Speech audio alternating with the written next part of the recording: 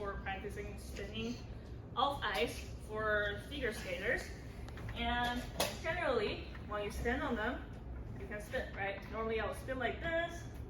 And as you can see, assuming that we don't care about the friction from air, we don't care about the energy loss in the ball bearings, I'm assuming my angular velocity is going to stay constant, right? As you guys can see here, I'm generally about rotating with a constant angular velocity. Now, that means throughout this rotation process, my I, because I'm holding this position, my I stays the same, and my omega stays the same, because as you can see here, the kinetic energy, when you choose the center of gravity as your reference point, you have 1/2 mv squared. Ideally, v equals to 0, right? Hopefully I'm spinning around my center of gravity. So that means all my kinetic energy is coming from 1/2 ig omega squared, and if my ig holds the same, my omega is going to stay the same, right? Now, intuitively, I think we can all agree that when I pull my arms in, what's going to happen? I'm going to spin faster, right? And if I'm going to spin faster, mathematically, how do you explain that? Well, conservation of energy, nothing else changes except for my I changes. When I put my arms in, because moments of inertia describes how far your mass, every single particle of your body is away from the center of gravity. So when I put my arms in, the I becomes smaller, so I should spin faster. Now let's see if I can actually show this. So I start like this.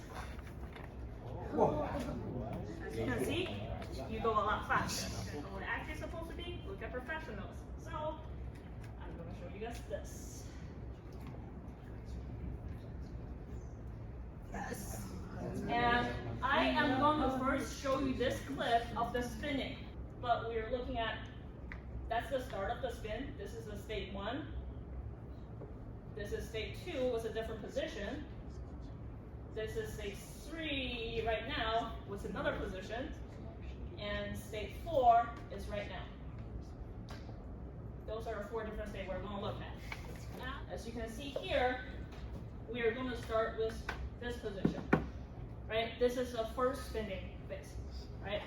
This is the second spinning phase, and this is the third spinning phase, and this is the last one.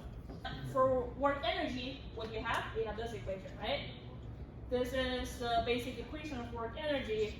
And in here, again, you can see here, I'm assuming this is a perfect spin. What does that mean?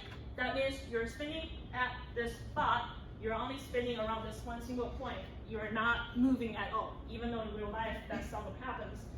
So that means my velocity equals to 0. The only part that I have my kinetic energy are from rotation, right? And also, just for human anatomy, as you can see here, I mark out the center of mass. Generally, H1 and H2, the center of mass, is going to be about the same. Let's compare I1 and I2, which is moments of inertia, for the first rotation versus the second one. And then I want you guys to compare the second one to the third one, and the second one to the fourth one. So we're kind of using the second one as a baseline. Intuitively, I1 and I2, which one's going to be bigger? I1 because you're doing something like this, instead of you're doing something like this, right?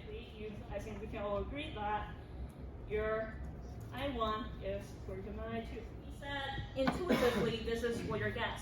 Let's look at mathematically. Always relate back to your equation, right? When we compare state 1 with state 2, what is our equation going to look like? Do we have a change in gravity potential? No, there isn't. Do we have a spring involved? There isn't. So, is there any outside work being done to the system? No, there isn't. So that means we can just say, at state 1, our 1/2 I1 omega 1 squared equals to 1/2 I2 omega 2 squared, right? And now when we look at I1 and I2, because your omega 2 is definitely greater than omega 1, this I1 is greater. This math checks us with our intuition that I1 should be greater than I2 because the only difference is your leg is brought in closer to the center of mass.